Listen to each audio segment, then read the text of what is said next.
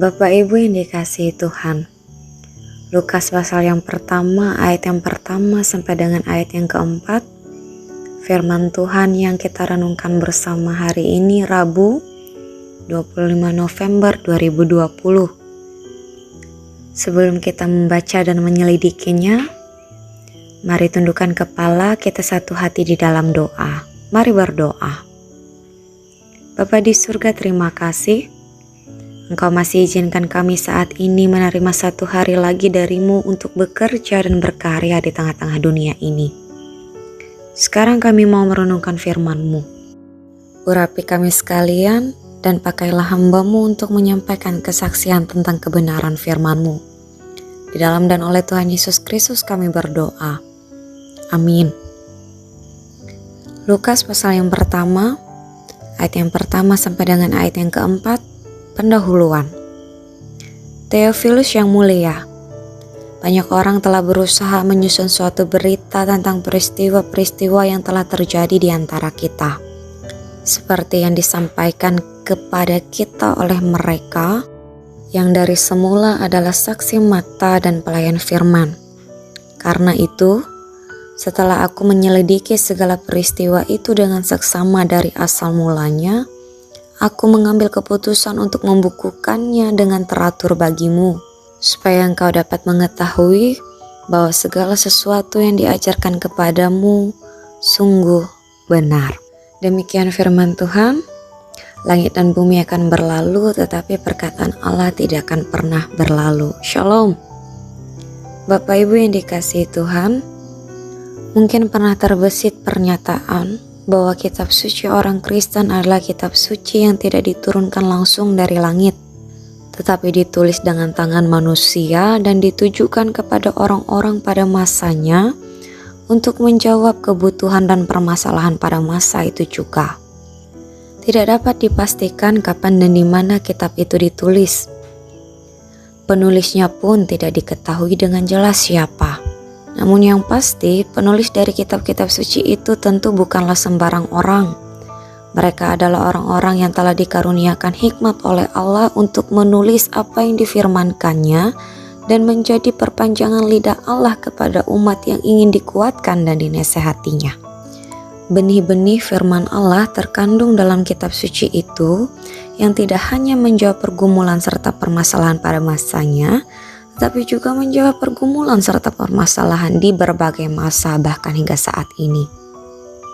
Jadi, untuk menjawab permasalahan umat tentang kebenaran dan doktrinasi, maka muncullah tahap penyusunan Alkitab dengan mengumpulkan kembali tulisan-tulisan dari saksi mata dan pelayan firman di masa sebelumnya. Karena itu, penulis Injil Lukas pun berupaya untuk membukukan tulisannya supaya pembaca atau penerimanya mengetahui kebenaran dari pengajaran yang disampaikan bagi mereka. Penulis Injil ini adalah Lukas yang namanya dilekatkan pada nama kitab, dan Theophilus adalah penerima atau pembaca yang kepadanya tulisan Injil ini ditujukan. Ada yang menganggap bahwa maksud nama Theophilus adalah orang-orang Kristen yang sangat mengasihi Allah dan dekat dengan Allah. Bisa dikatakan mereka adalah sahabat Allah. Tetapi ada pula yang beranggapan bahwa ia mungkin seorang yang terkemuka sebab terdapat gelar yang mulia yang diberikan kepadanya di ayat yang pertama. Jadi, kebenaran firman Allah yang telah dituliskan kemudian dibukukan oleh Lukas untuk Theophilus bertujuan agar Theophilus mengetahui bahwa segala sesuatu yang telah diajarkan kepadanya adalah benar dan sungguh benar, dikatakan pada ayat yang keempat. Jangan sampai tersesat oleh karena berbagai pengajaran yang ingin mengecau balaukan mereka.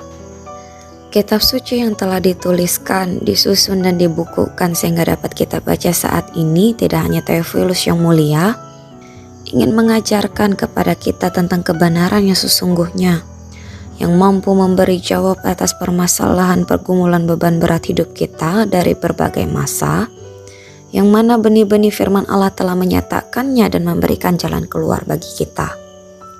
Hanya bagaimana cara kita mencari tahu dan terus menggali kebenaran itu sehingga dapat memperoleh kekuatan dan pengharapan? Itulah yang menjadi perenungan bagi kita. Sudahkah kitab suci itu dibuka, dibaca, dan dihayati dengan sungguh-sungguh secara menyeluruh, sehingga tidak ada seorang pun yang mampu mengacau balaukan kita tentang kebenaran firman-Nya? Semoga firman Allah yang telah dituliskan dan dibukukan itu tidak hanya menjawab pergumulan dan permasalahan pada masanya, namun juga menjawab pergumulan dan permasalahan dari berbagai masa hingga kita saat ini dan yang akan datang. Tuhan menolong dan memberkati kita. Amin.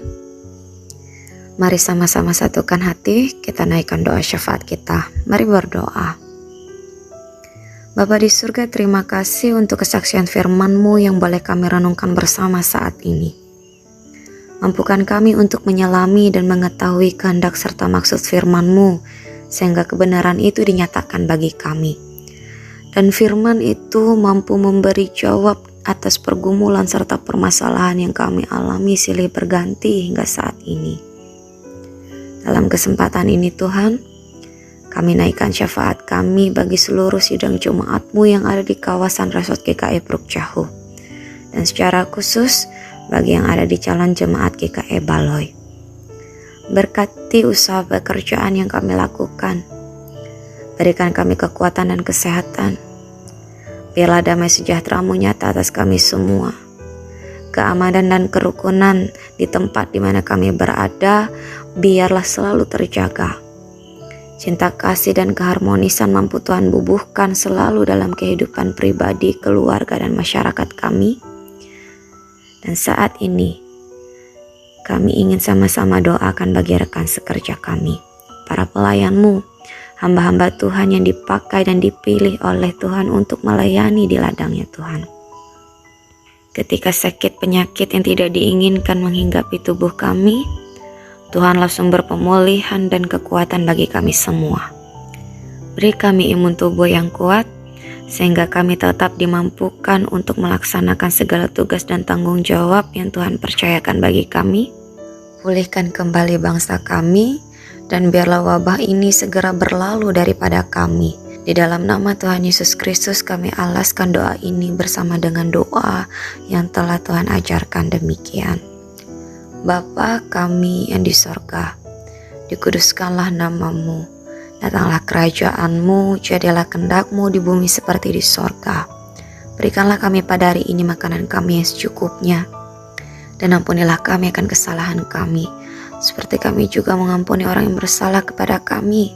Dan janganlah membawa kami ke dalam pencobaan, tapi lepaskanlah kami daripada yang jahat, karena Engkau yang punya kerajaan dan kuasa dan kemuliaan sampai selama-lamanya. Amin.